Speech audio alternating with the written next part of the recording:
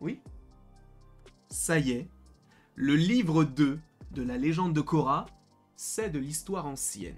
D'accord? Je suis très content de vous retrouver aujourd'hui afin de parler de la légende de Korra.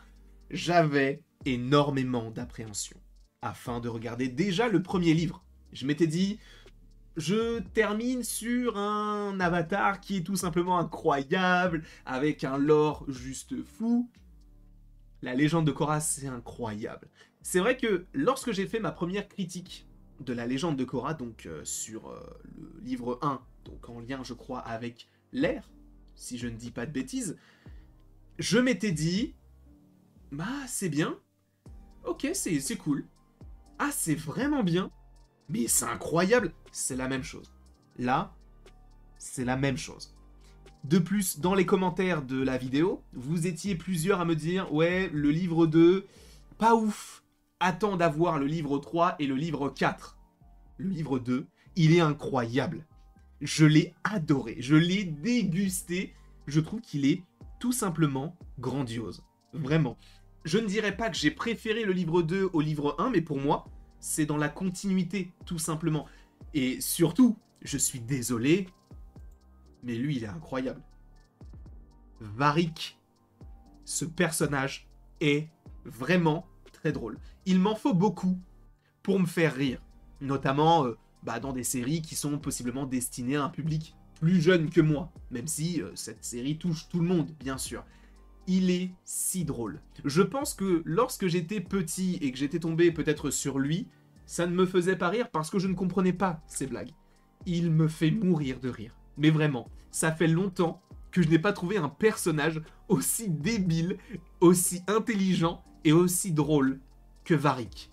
Je l'adore. Varrick, c'est mon GOAT de cette saison 2. Alors, il y a Korra, bien sûr, mais Varrick, incroyable. Je voulais commencer par lui, parce que c'est un nouveau perso, même si il est possible qu'on ait déjà eu des effets, enfin, en tout cas, des petites scènes où on l'avait déjà fin de saison 1, mais saison 2, il est incroyable. Il est tellement drôle. Et il apporte en vrai quelque chose, parce que au-delà de son aspect un peu genre je suis rigolo, il apporte un second souffle, et en plus de ça, il est stratège. C'est-à-dire que lui, ça va vraiment être celui qui va essayer de faire couler toutes les autres entreprises en essayant d'être malveillant, mais tout en étant en soi gentil.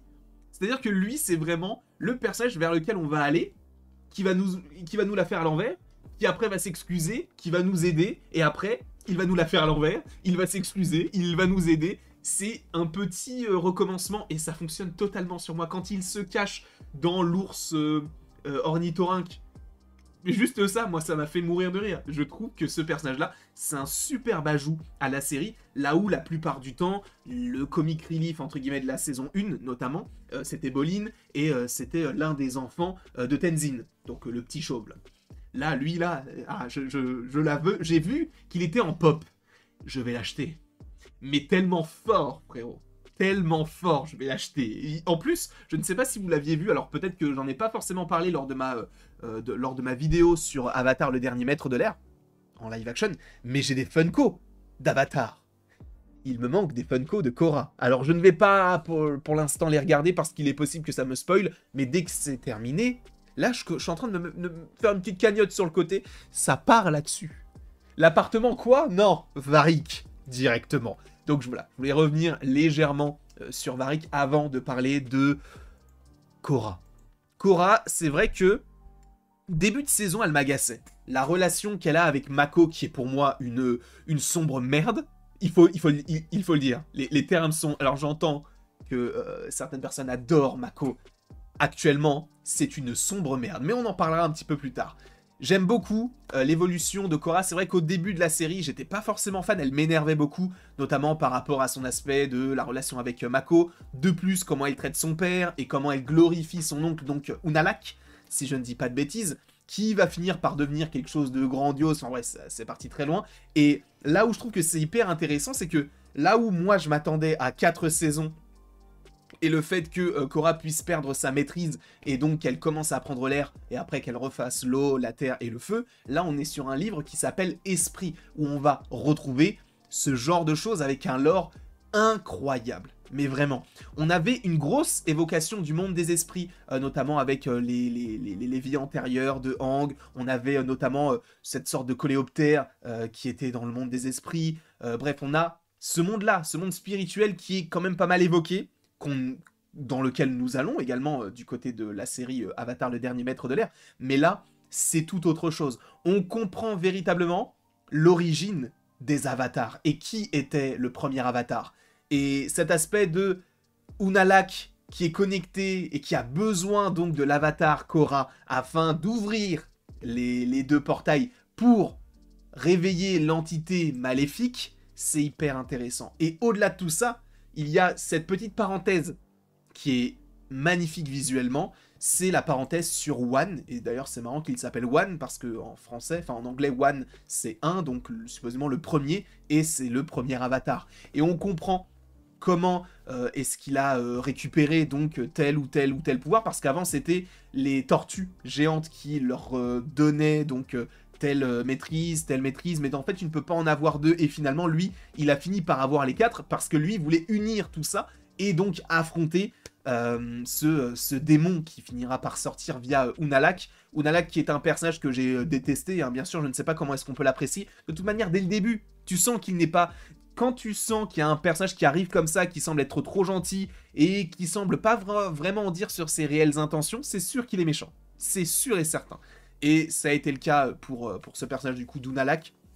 Et encore une fois, je peux comprendre que cet antagoniste soit possiblement celui qui vous a le moins intéressé, parce que bah il est vrai que Amon, saison 1, c'était incroyable, et encore une fois, moi je m'en souviens, c'était fou, et d'ailleurs je veux aussi la pop d'Amon, il est incroyable, mais lui, c'est un aspect différent, j'entends que ce ne soit pas forcément très intéressant, par ailleurs, je vous le dis tout de suite, j'en suis confus, je vous fais la critique de la saison 2, je vous le dis en ayant vu l'épisode 1 de la saison 3.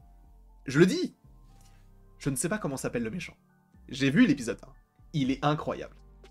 Je ne vais pas spoil pour ceux qui regarderaient peut-être en même temps que moi, même si ça m'étonnerait. Mais le méchant de la saison 3, il est incroyable. Mais donc, revenons sur cet aspect de One, Korra, etc. Déjà, visuellement, par rapport à One, on est sur un aspect qui est beaucoup plus dessin. C'est beaucoup plus aquarelle, tu vois, c'est beaucoup plus pictural. En plus, avec tous les esprits qui convergent, etc. C'est hyper intéressant, ce monde du dessous et cet entre-monde aussi. J'ai trouvé qu'il y avait vraiment un lore qui était en soi logique. Parce que là, une fois qu'on a cet aspect-là, on se dit, bah oui, c'était logique que ça se passe comme ça. Mais en fait, on ne sait jamais, en tout cas, personnellement, je ne me suis jamais posé la question de mais qui était le premier avatar et comment est-ce que lui a pu avoir toutes les maîtrises. Et c'était hyper intéressant et c'est pourquoi, le personnage de Korra m'a d'autant plus plu dans cette saison, parce que au pied du mur, parce que elle va découvrir un monde qu'elle ne connaît pas du tout, et qu'on va découvrir en même temps qu'elle. C'est différent par ailleurs de la saison 1 par rapport à ça. Et je voulais terminer aussi sur Asami. Je suis désolé, mais on parle pas assez d'Asami dans cette série. Elle est incroyable aussi, désolé, je me répète, mais c'est incroyable. Cette série, elle est géniale. Asami, qu'est-ce que Mako lui fout dans la gueule? Mais c'est incroyable, mais qui aime Mako? Les gars, mais vraiment, sincèrement, qui aime Mako? Il est détestable, il est chiant à mourir.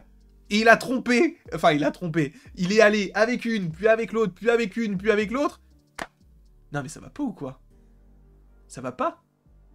En tout cas, Asami, moi c'est un personnage que j'apprécie énormément, parce que elle a cet aspect, elle me fait un peu penser à Sokka, entre guillemets, dans le sens où elle n'a pas de maîtrise, mais avec ses forces et ses faiblesses, elle va réussir à faire la différence.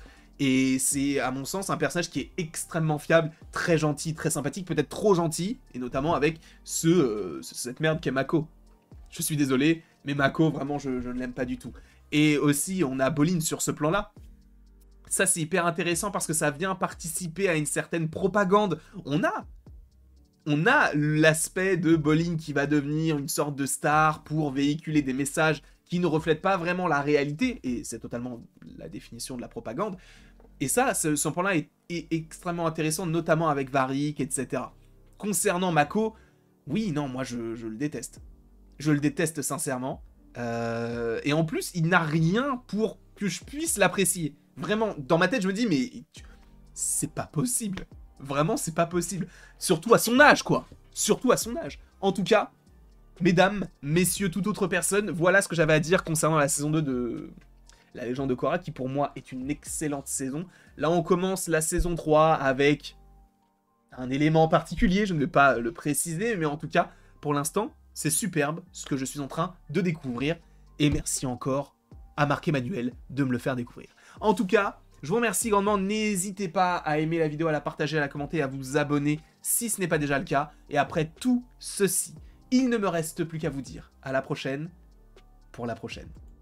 Et encore une fois, les gars, Mako, on te déteste. T'es nul. Mais Korra et Asami et Varrick, les gars. Varrick, mon dieu.